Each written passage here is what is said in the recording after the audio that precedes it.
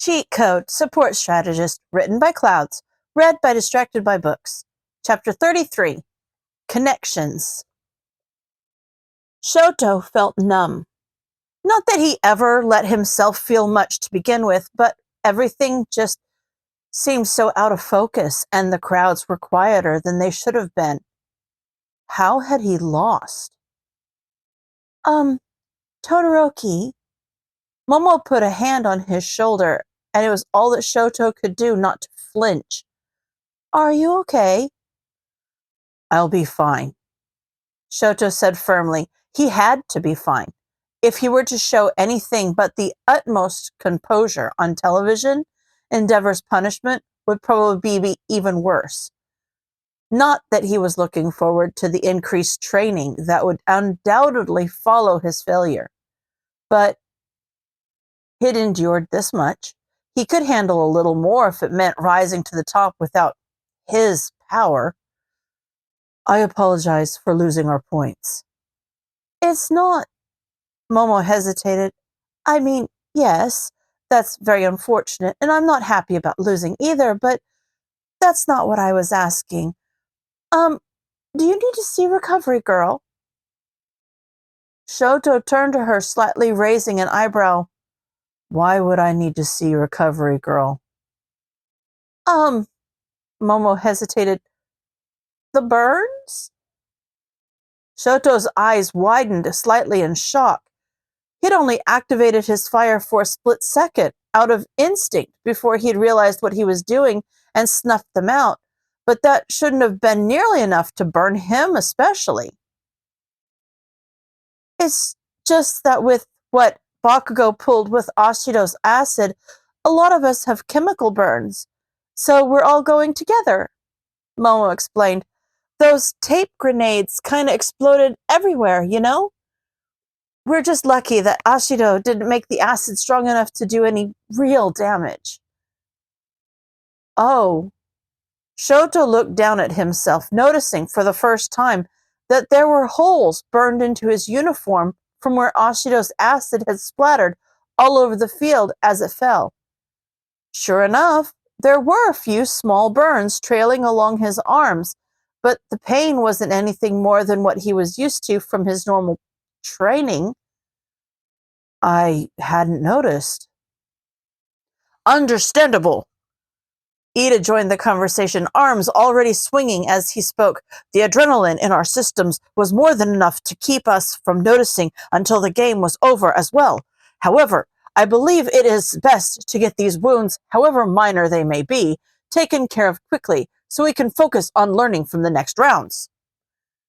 Shoto thought about that for a moment.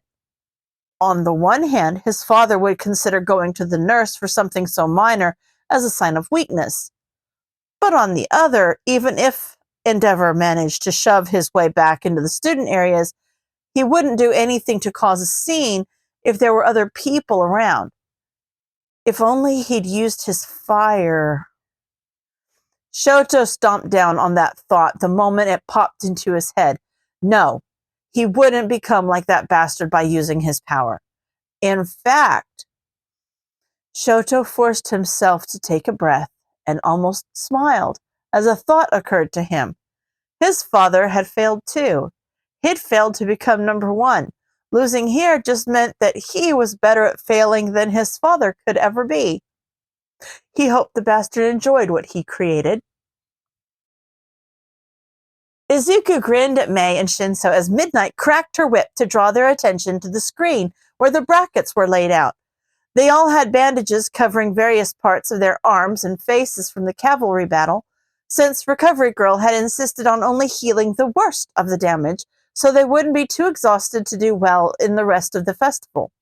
Izuku had even managed to get her autograph, even though Mei and Hitoshi hadn't stopped teasing him about geeking out over the school nurse. It was so weird having a friendship that included teasing that wasn't intended to hurt like the bullying he'd grown up with. Izuku still couldn't believe they had actually done it. They'd gotten Shinso into the one-on-one rounds, which meant that they were one step closer to getting him into the hero course. All the training they'd done was paying off, and they were now in the perfect situation for Hitoshi to really show the teachers that he deserved that spot. Everyone was silent for a moment as they looked at the lineup. I'm fighting Pony Tsunatori. Hitoshi muttered quietly. She was on the team we took control of, right? Yep, Izuku said happily. That'll be an interesting match. She's an exchange student, so the language barrier might make using her quirk more interesting. We haven't experimented with other languages yet, have we? Nope, May piped up. But if worst comes to worst, he can always use my babies. Wonderful. Hitoshi grumbled. Who have you got, Midoriya? Midoriya started as he suddenly realized that he was going on to the one-on-one fights as well. Somehow he'd been so focused on getting Hitoshi into the third round that he'd completely forgotten that being on the same team meant that he'd made it as well. He frantically searched the screen for his name, crossing his fingers that he wouldn't have to face Katsuki right off the bat. Where? Mina Ashido, acid quirk.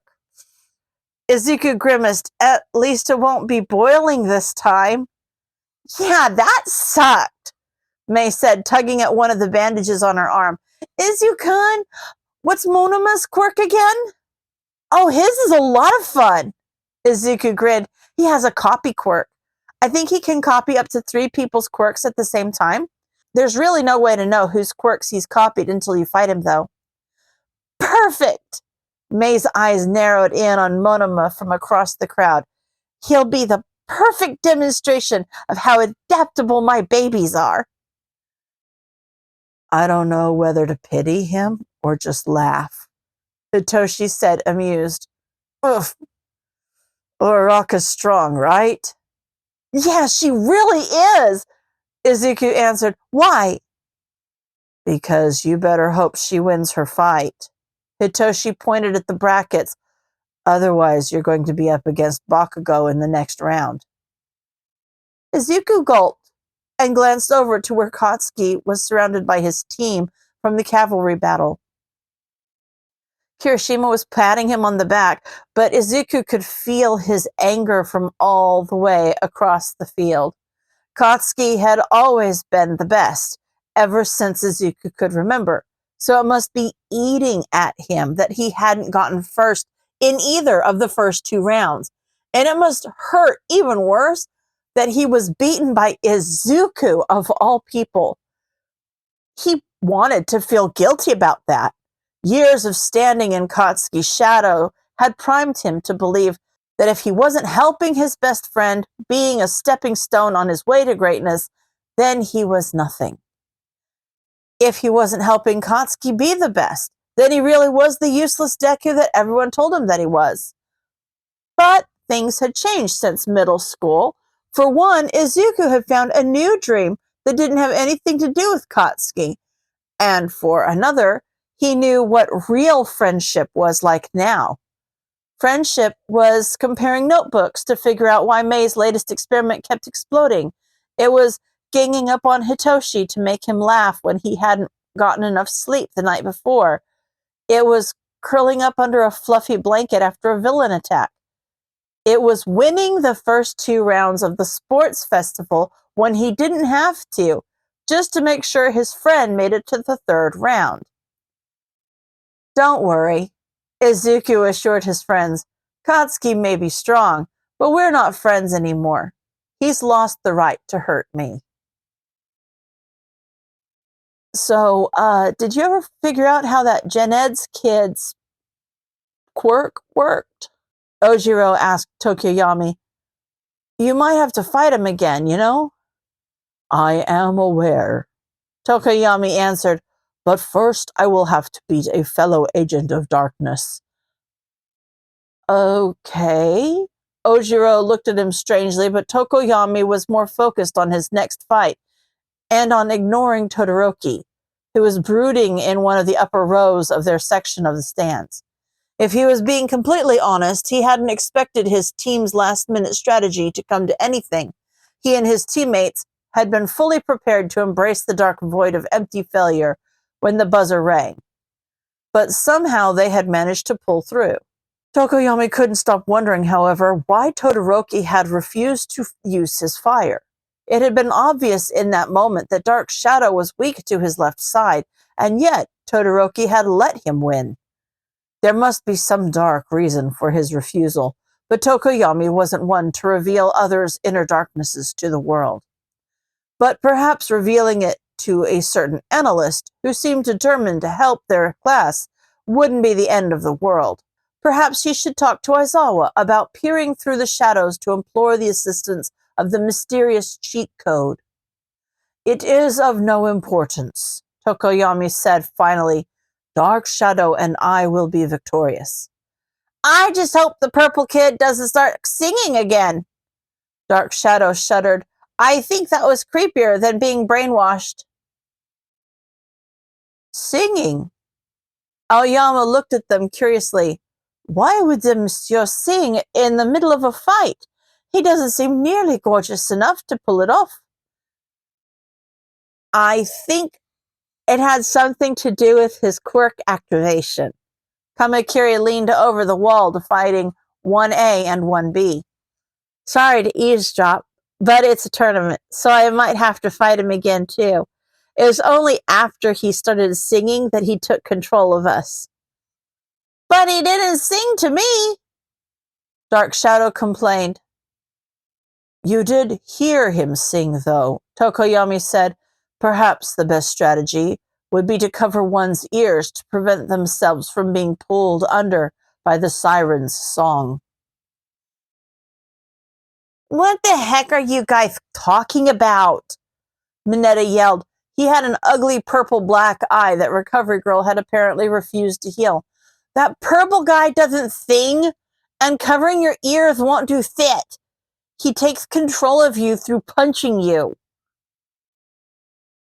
He only punched you because you were being rude, Mineta. Sue pointed out bluntly. He takes control of you through physical contact.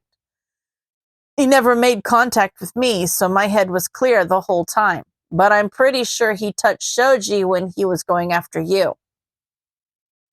Everyone turned to look at Shoji, who gave a dignified nod. Tokoyami was starting to get more confused the more people spoke up.